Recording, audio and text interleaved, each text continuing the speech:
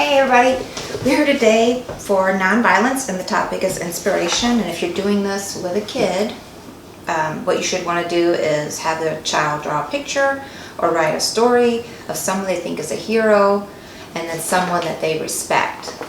And,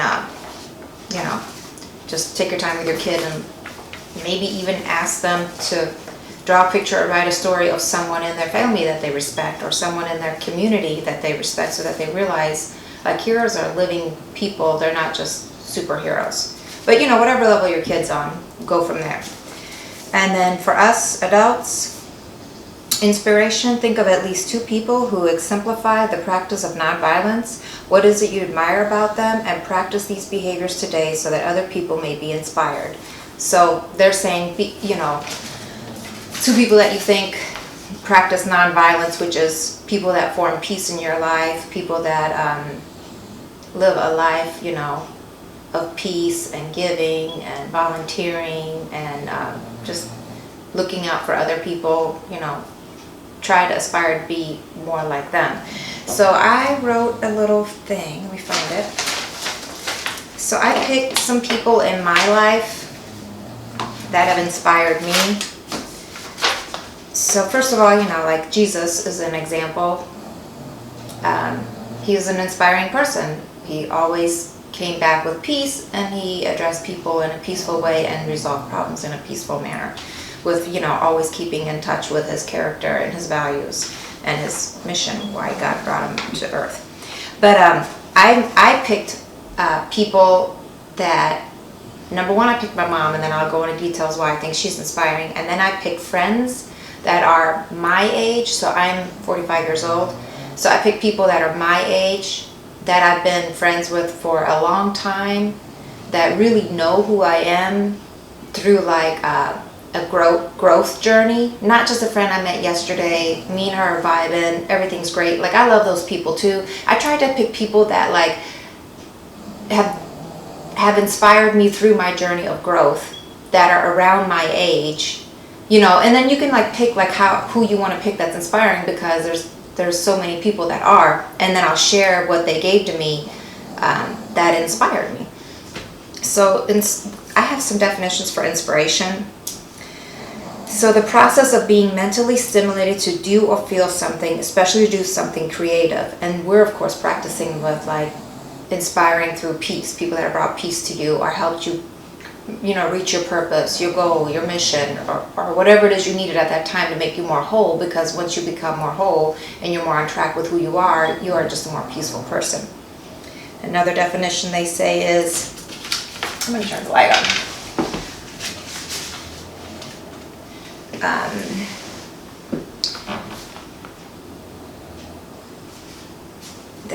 Just to be enlightened by a moment, to be inspired, and then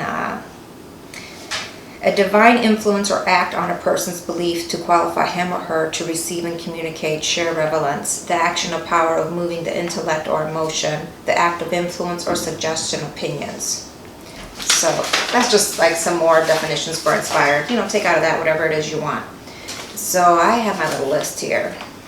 So first of all, my mom is an inspirational person in my life. She does the book club. You guys have all seen her. She's got the German accent. She's awesome. So she's an inspiration in my life because she's always in my life been a supporter. So she's inspired me through support. Like she's always been there for me.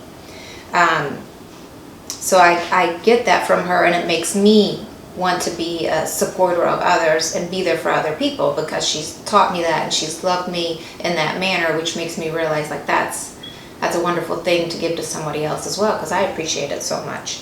And then another person that I have written down here for it being inspiring, I put Misty down. She's a friend of mine that I've had a very, very long time, and she's been inspiring to me because she's just been that friend that's like always like, it's all good, it's all okay. She taught me how to just be very relaxed about things, even though they might be the most stressful situations in your life. Like I learned that from her, and she's somebody that accepts people without judgment. Like it's just all good to her. Like whatever it is you're going through, she's not judging that situation. She is not amping it up for you to make you feel better about it. She's just accepting that you're going through something, and she's there for you in a positive way without judgment. So she's inspiring to me because she's just super chill, super relaxed, non-judgmental, and always there for her friends. Another person that's super inspiring to me is my friend Miko, and she taught me like not to worry. Like, I learned from her that worrying is so senseless. So she's inspiring to me because as I'm going through my journey in life, like, because I used to be like a very high-strung person that was very orderly. I could never be late, always trying to do everything the right way, and then worrying about things before they even occurred or took place because I was wanting to, you know, do things with integrity. But you can do things with integrity without being a worrywart. So she taught me how to, you know, not worry about things, that things are good. Everything will be all right. You don't have to worry. She also kind of taught me like this thing that I do now. I don't even know how other people might perceive it, but I try to do things very intentionally, and whenever I'm ready to enjoy it. And some of my friends know, like, I might always be late somewhere, or I might always be on time. You just really don't know how to predict it. But I'm just like the kind of person now, like, I'm ready when I'm ready, and that's when I do things, because I don't try to stress or worry about stuff. Whether that means I'm on time or whether that means I'm an hour late. At least when I show up, I'm ready to enjoy that event. I'm not going to show up like in a crazy, you know, emotional setting or anything like that. I just like to come when I'm ready and leave when I'm ready.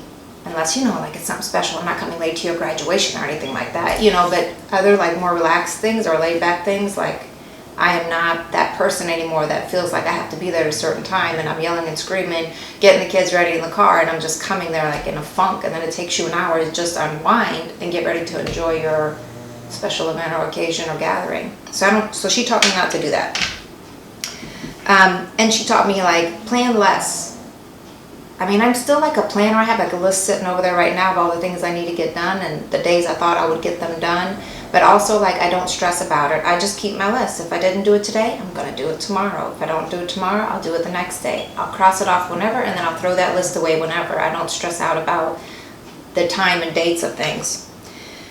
So another person that inspires me a lot is my friend Jamie. She taught me that it's okay to love people hard. Like, she's a hard lover. Like, she just 100%, you know, like, loves real hard.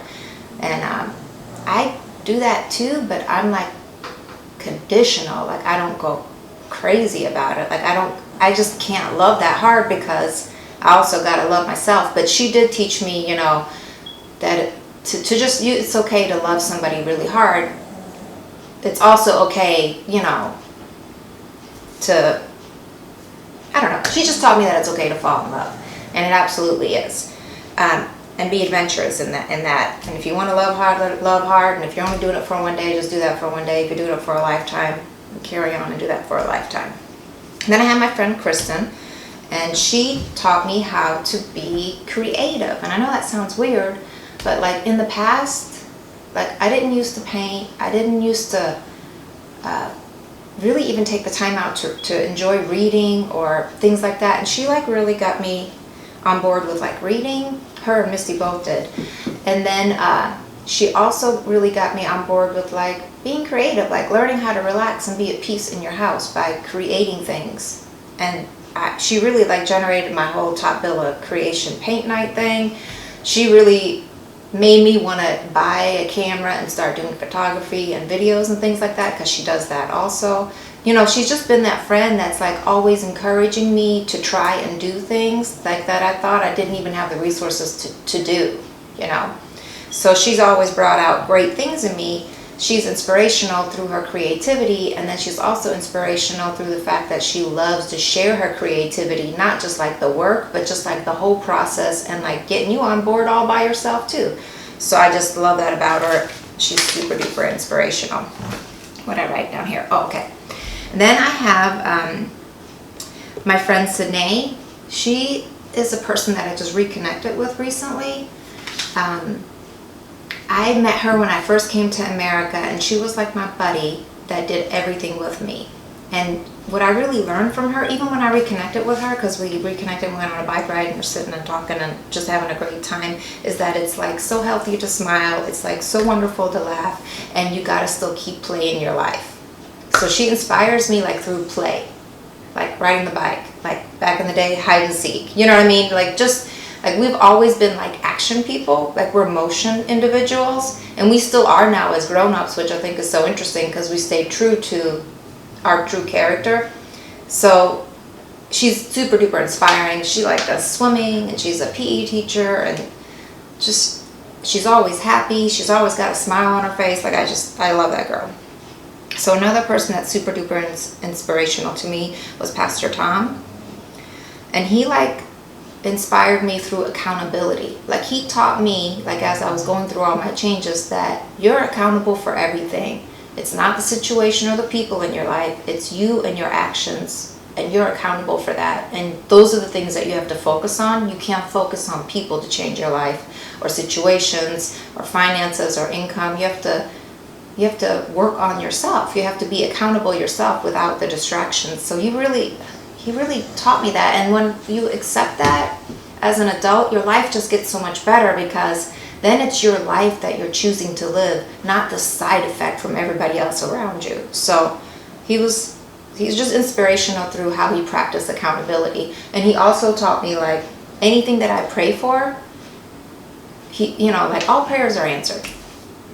Anything that I pray for, it's absolutely getting taken care of. But it's my job to show my faith and belief, to once I pray for something, to always be preparing for it to happen. Because a lot of people pray for things, don't prepare for it, and then they can't enjoy that blessing when it comes around, because of course it's going to get fulfilled. He's got your back. You're a child of God, no questions asked. But you can't even do anything with it now because you weren't actively, always, constantly, and steadily preparing to receive that blessing.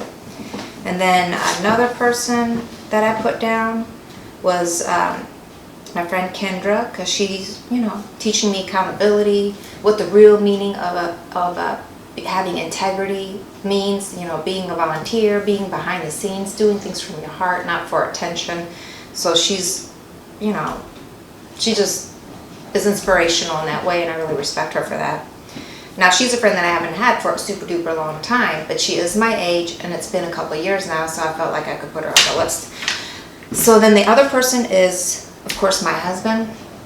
And I think he's super duper inspirational, but the thing that I love about him the most is like that he's my rock. He's always there for me. He always supports me. This is our second marriage, even when we were divorced, and we've had our rocky roads, don't get me wrong. He was still always there for me. If I called him, I could depend on him to do this, that, or the other. And I feel like he's an inspirational person because his mom that raised him, because she's like that too. If she says she's going to do something, she's doing it. If you need her to do something, once she gives her word, it's a done deal. So that was my little inspirational list that I wrote down for you, because I want to encourage you to be inspired by the people that you already know. It is great to be inspired by Martin Luther King. It's great to be inspired by Gandhi. It is great to be inspired by Jesus. It's great, to be inspired by your pastor. Like I listed my pastor. It's not that it's not great. Go ahead and be inspired by those people, but you'd be surprised how many gems are in the circle you're already in that you maybe need to just draw something out of that, and appreciate and reevaluate your friends. Like, see what it is that really attracts you to them, and how they can help you grow, and why you're surrounding yourself with that person. So my main thing is laughter. I love to laugh. And one thing I can say about all these people is that they've inspired me in different areas of my life that I've worked on at different times. But when I'm with them, they always give me laughter. And laughter inspires me. Like, it rejuvenates me. It makes me fresh again. Like, it gets me ready to do the next thing that I'm trying to get done in my life. So I hope you guys have a great week. I hope you stay inspired. I hope you can take this time out this week to just think about who in your circle is inspiring you. Maybe even share that with them. Let them know, they might be the greatest people in the world, but they might be going through something. They might need to hear that you have this thing to say about them. So share that with somebody. Share it with your kid. see what they're inspired by. You'd be surprised. It might be like the janitor at their school. You know what I mean? Like, figure it out and then maybe do something nice for that person. So I just want you guys to have a great week. Remember, the nonviolence that we're practicing is for ourselves. We're making ourselves more peaceful. Then that's going to affect our home and the people that we live with, and that's going to then spread out into our community. And then the goal will be to, you know, create a community that is at peace and less violent, so we can have more peace in the world. And then I'll get back with you guys in a minute about fitness. You guys have a great week.